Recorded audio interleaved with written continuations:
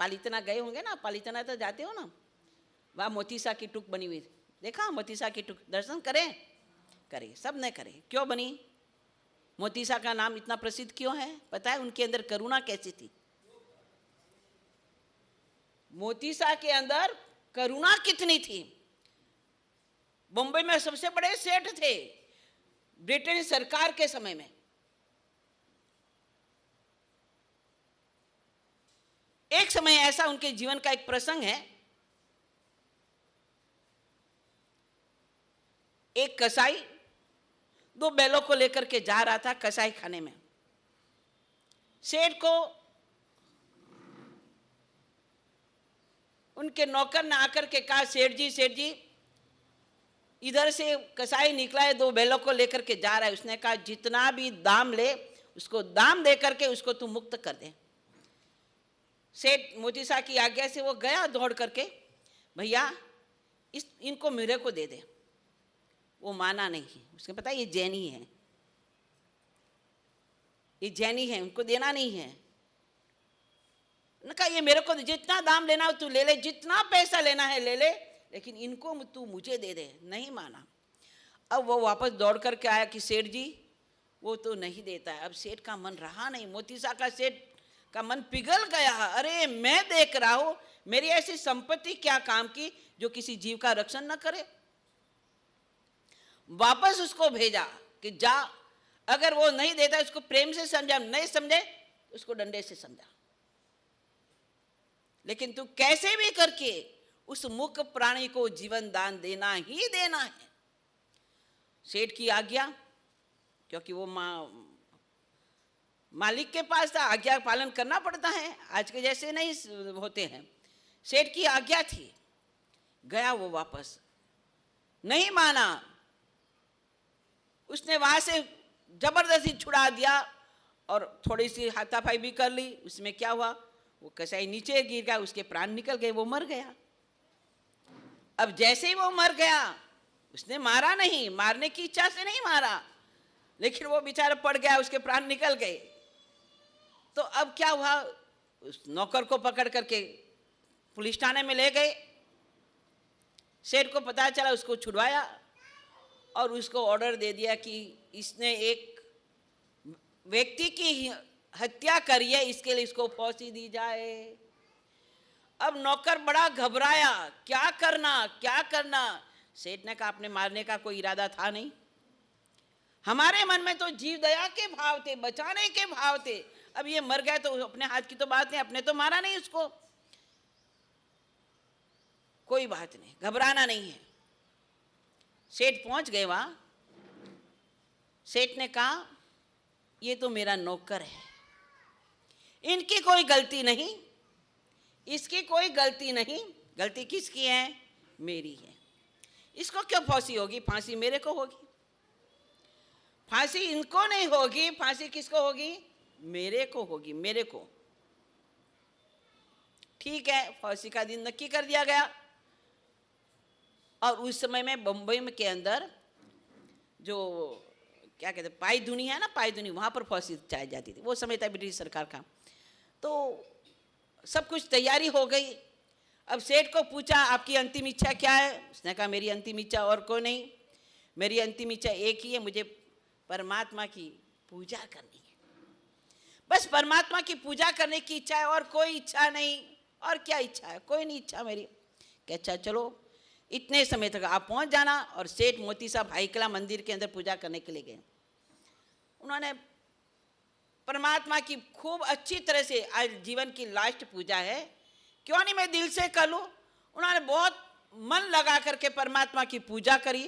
पूजा करने के बाद उन्होंने जो समय दिया था उस समय में पहुंच गया। सारी तैयारी हो गई, फांसी पर चढ़ा भी दिया। और जैसे ही वो फांसी पर चढ़ाया, वैसे ही वो फांसी का जो रस्सा था वो क्या हुआ, टूट गया। चलो आज फांसी कैंसिल हो गई। दूसरी बार और ही ऐसा मौका मिला, वही हुआ, फांसा टूट गया, फांसा था वो टूट गया, रास्ता टूट गया। तीसरी बार ऐसा हुआ, तो तीसरी बार भी वही स्थिति बनी। रानी विक्टोरिया को जब पता पड़ा कि बात क्या है, ये बंदा कौन है, जब जब भी इसको फांसी पर चढ़ाया गया, वो क्या हुआ गया, फांसी का रस्सा था वो टूट गया। बात क्या है? जैसे वो देखती है, ये तो कोई भगवान का सेवक लगता है, ये तो कोई परमात्मा का पुजारी लगता है।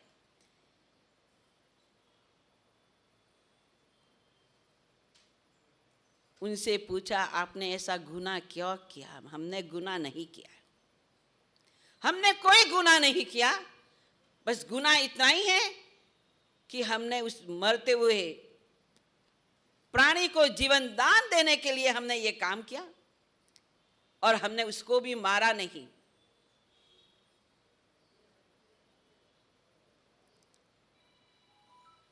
जीव दया के खातिर फांसी पर चढ़े हुए सेठ मोती साहब बच गए। और महारानी विक्टोरिया उसको पूछती है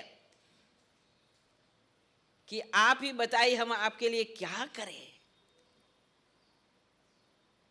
सेठ मोती साहब कहते, जब जब भी किसी को फांसी पर चढ़ाया जाए और मैं यहां से निकलूं और मैं जिसको भी देखूं कि आप इसको छोड़ दो, तो आपको उसको छोड़ना पड़ेगा। एक अनुकंपा का, एक दया का काम कितना बड़ा कर जाता है। और सचमुच में सेठ मोती साहब जब भी निकलते, अगर किसी को फांसी पर चढ़ाया है और सेठ मोती साहब कहते थे इसकी फांसी नहीं होनी चाहिए, उसकी नहीं होती। मन में जीवों के प्रति अनुकंपा के भाव के कारण, करुणा के भाव के कारण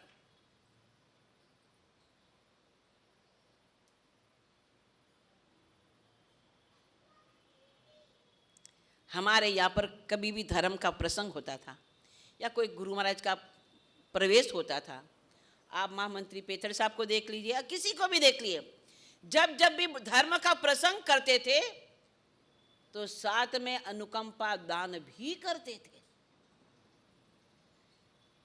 ऐसा नहीं कि खाना खाया और सब कुछ हो गया, नहीं। जो कोई भी हमारे यहाँ पर दिनहीन व्यक्ति हैं या हमारे कोई यहाँ पर ऐसा जीव है, उनको वहां से मुक्त करना, उनकी सहायता करना, ये हमारा धर्म है।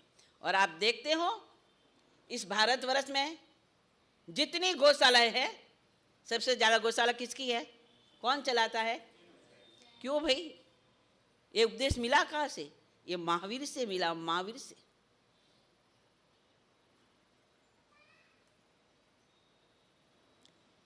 ये हमारा सम्यक्त्व का लक्षण है, अनुकंपा।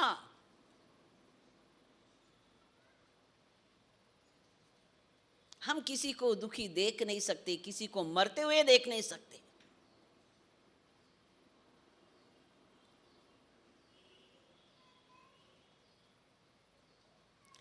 लेकिन अभवी का जीव होता है ना, उसको कभी ऐसी दवाइयां नहीं आती।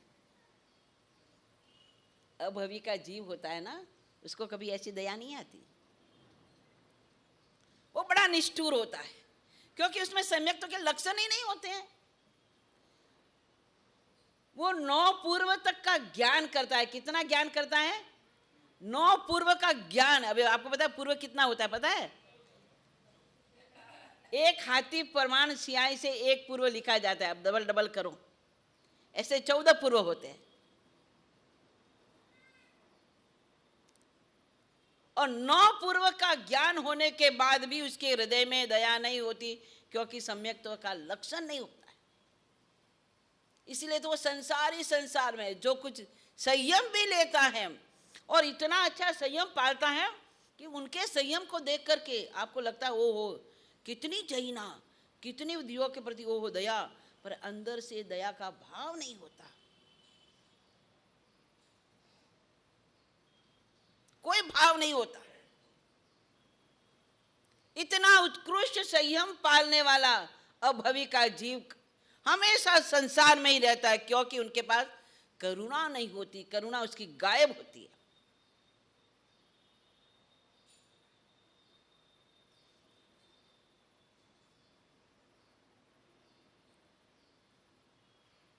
इसलिए हमारे यहाँ पर सम्यक्त्व के लक्षण में अनुकंपा भी एक लक्षण है, हमारा एक लक्षण है।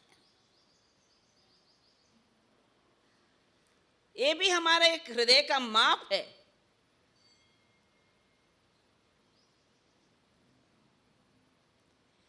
करुणा का भाव उठता है तो समझ लेना हम भवी जीव हैं, कभी ना कभी मोक्ष में जाने वाली हम आत्माएं हमारी।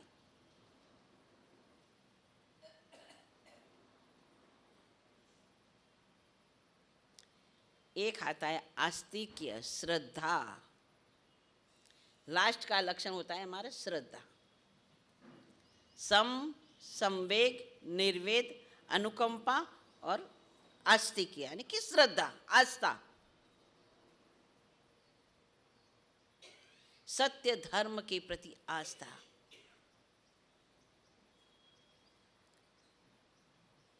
सत्य को स्वीकार करना, असत्य को छोड़ देना।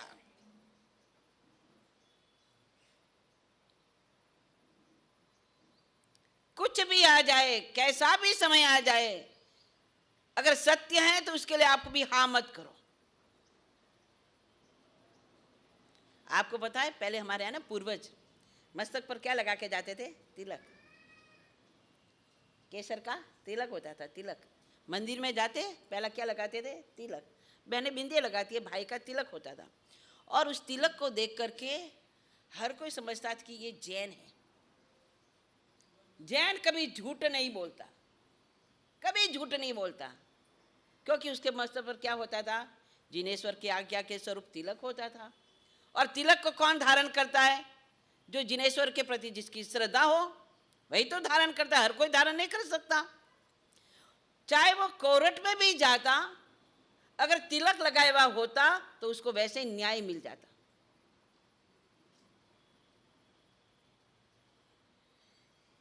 एक तिलक को देख करके, तिलक हमारा सत्यता का प्रतीक था कि ज्ञानी यानी कभी झूठ बोले नहीं। और आज क्या हो गया? क्या हो गया? झूठ के बिना चले न बाबूजी, धंधो करो तो झूठ तो बोलना ही पड़े। अब झूठ बिना कोई धंधो हाले? कभी नहीं हाले, हाले ही नहीं धंधो। पैसे तो बाबूजी रोज पेटी ने पेटा हैंग बंद करने बैठना पड़ी घर में, धंधा ही नहीं चलेगा। धूप के बिना हमारा जीवन नहीं चलेगा, हमारी अर्थव्यवस्था ठप हो जाएगी। ने किसने कह दिया? आज भी ऐसे व्यक्ति थे, आज भी है, आज भी ऐसे व्यक्ति हैं जो न्याय से, सत्य से कमाने वाले आज भी है। क्योंकि ये नहीं होगा तो ये तो पृथ्वी फिर क्या होगी? ये जो पृथ्वी पर हम टिके हुए हैं ना, किसके कारण? ऐसे सज्जनों के कारण, ऐसे धर्म के कारण। अगर ये धर्म ही खत्म हो जाएगा, सत्य का विनाश ही हो जाएगा, असत्य का ही बोलबाला होगा, तो क्या पृथ्वी रहेगी? क्या हम जिंदे रहेंगे? जिस दिन ये मिट जाएगा उस दिन पृथ्वी भी आग का गोला बन जाएगी। पृथ्वी भी आग का गोला बन जाएगी।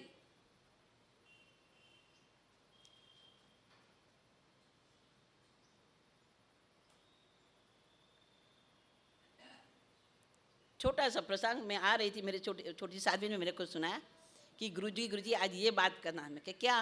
उसने मेरे को छोटा सा एक प्रसंग सुनाया।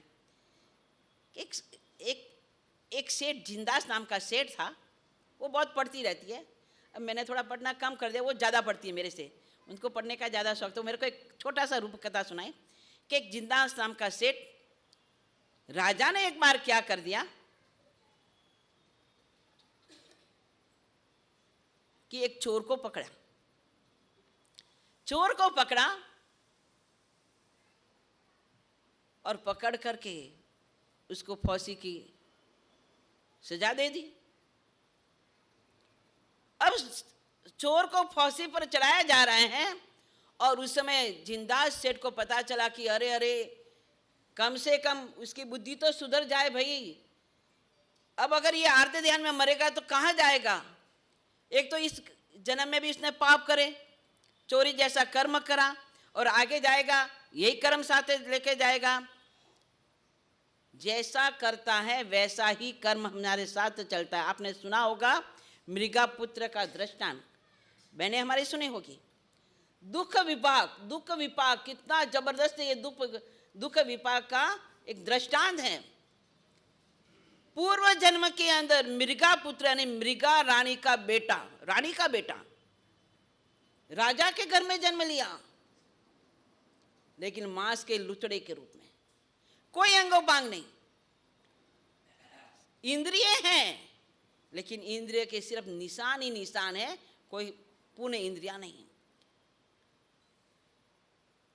ये हमारा दुख विपाक है।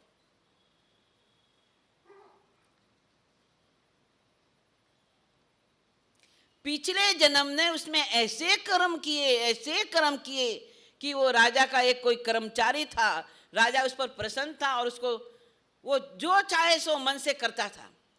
जब कभी भी जाता पशु के वड़े में जाता, पशु के कान काट लेता, पशु की पूंछ काट लेता, पशु के पांव काट लेता, इस तरह से वो कर्म करता था।